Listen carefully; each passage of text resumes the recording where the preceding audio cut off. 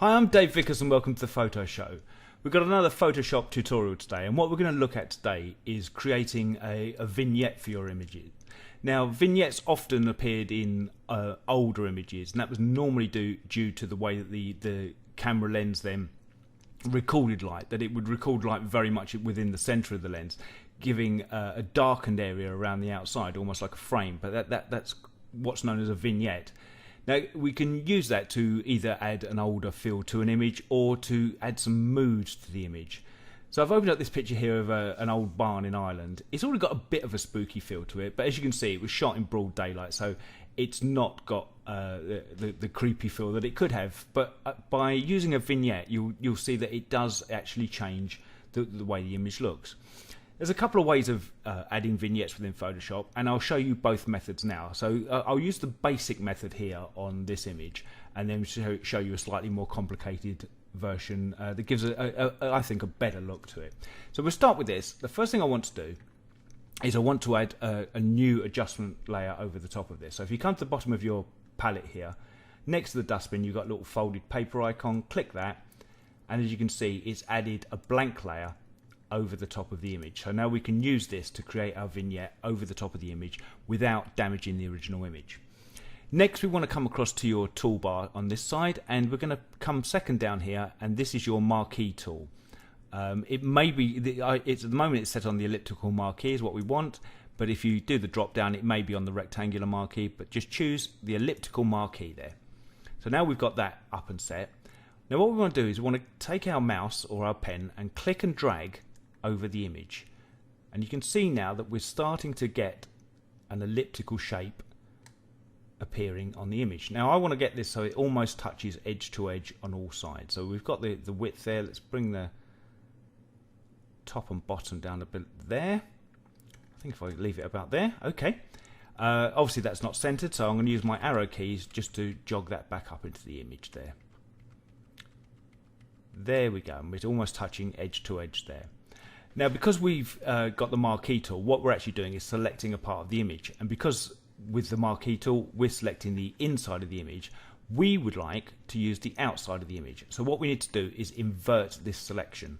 So if we press Shift, Control and I, that inverts the selection, and now what we've actually selected is these outer corners, and you can see they run to the edge of the image and they've got the rounded edge on the inside of the elliptical marquee. So now we've got that, what we want to do is we want to fill this area with black.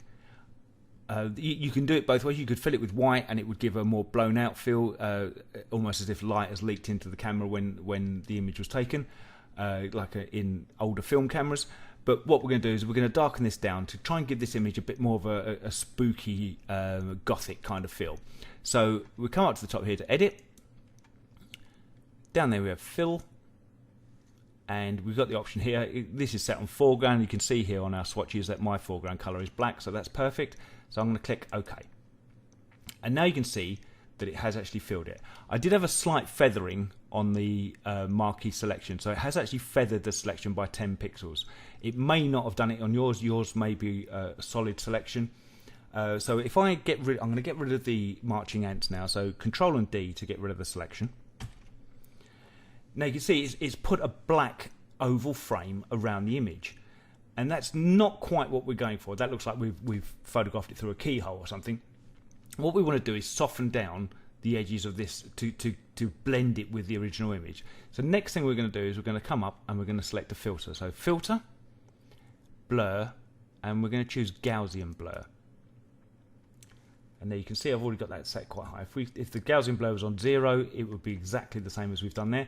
If we bring the Gaussian blur up, you can see that it blurs it and feathers the edge to give more of a blended look between the original image and what we've done as the vignette. I'll bring that up slightly more and click OK.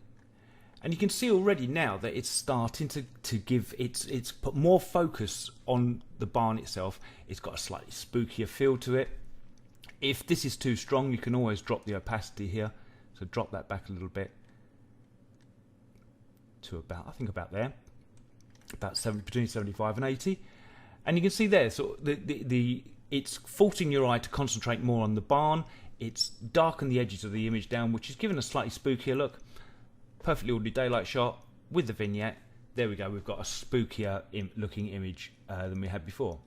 Okay, let's try a different method for creating a vignette. I'm going to shut this one out now. I'm not going to save that, so we'll close that out there. And use it now to create more of an older style image. So I have an image in here.